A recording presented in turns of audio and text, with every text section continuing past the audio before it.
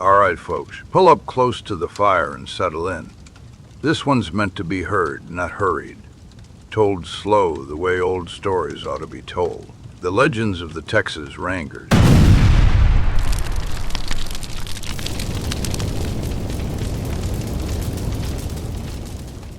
The fire's burning low tonight, popping now and then, like it's got something to say.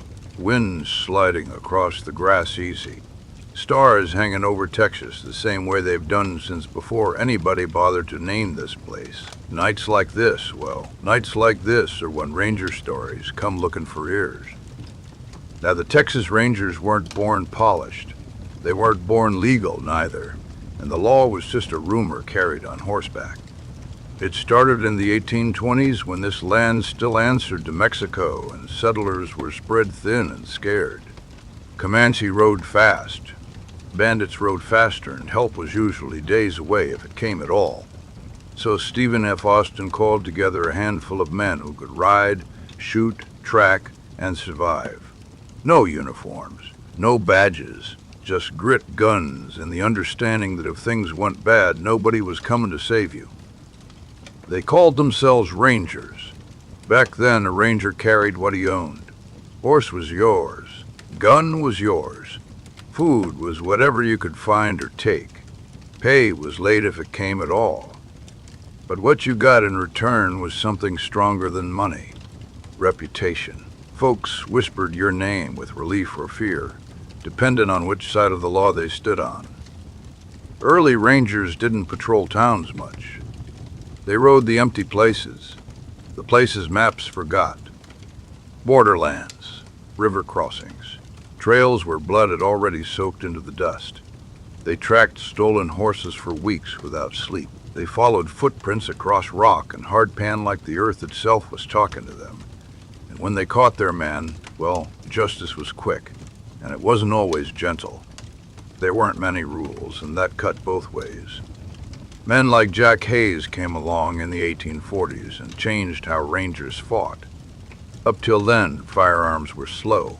One shot, then reload while praying. But Hayes took to the new Colt revolvers and trained his rangers to fight on horseback, firing again and again without stopping. Comanche warriors, some of the finest horsemen the world's ever known. The balance of power shifted, and the ranger legend grew teeth. They said Hayes could read sign in the dark. Said he could smell an ambush before it happened. Truth is, he was just paying attention something. Rangers learned early. Miss one detail, and the land would bury you. Then came the Mexican-American War.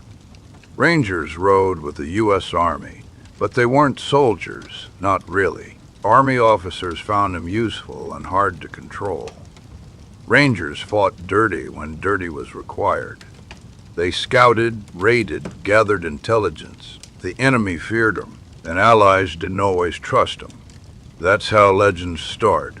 Half fear, half admiration. After Texas became a state, things didn't calm down none. In fact, they got worse. Cattle drives stretched north, railroads cut west, and outlaws followed both like buzzards. Names you heard: Sam Bass, John Wesley Hardin, the Kingfisher. They didn't become famous by accident. They made a mess big enough that rangers had to clean it up. Take Sam Bass, train robber, folk hero to some. He was smart, bold, and reckless in equal measure. Rangers hunted him for years, shadowing his moves, learning his habits.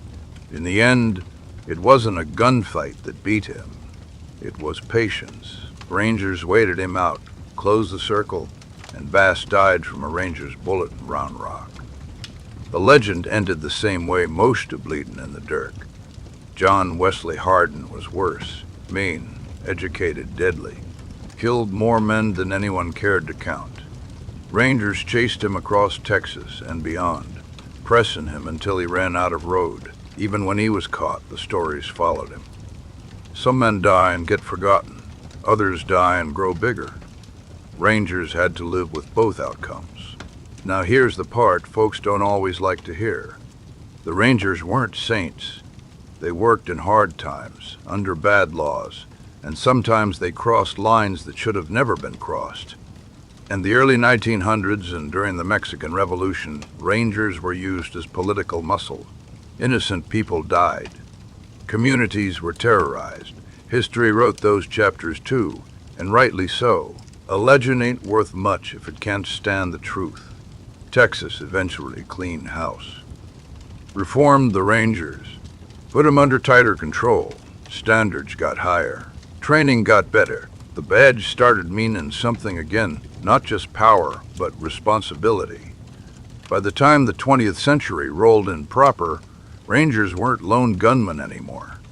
They were investigators, professionals, still tough, still dangerous, but bound by law instead of rumor. They chased bank robbers during the Depression, took on organized crime, broke corruption rings, worked cases that stretched years instead of miles. And still, when things went real bad, somebody would say, "Send in the Rangers." You can't buy that kind of reputation. It's earned, one hard mile at a time. Old Rangers didn't talk much. Ask 'em about gunfights, and they'd shrug. Ask 'em about men they lost, and they'd go quiet. Firelight would dance on their faces, and you could tell some things don't leave you, no matter how many years ride by. What makes the Rangers last isn't the shootings or the stories. It's the idea that somebody stood up when the world was rough and said, "I'll take this watch." No applause, no guarantees, just duty. Even now, Rangers walk among us. Different tools. When a case is too tangled, too dangerous, too important, there's still that old answer. Send in the Rangers. So when you hear their name carried on the wind or wrapped up in legend, remember this. The Texas Rangers weren't born heroes or villains. They were born necessary, and in a land as wide and unforgiving as Texas, sometimes necessity forges legends, whether you ask for 'em or not. Fire's burning down now. Coffee's gone cold. But that story, that one sticks. And if you listen close, real close, you might just hear hoofbeats fading into the dark. Come on back next time, pull up a seat and listen close, 'cause there's always another tall Texas tale to be told under the Lone Star.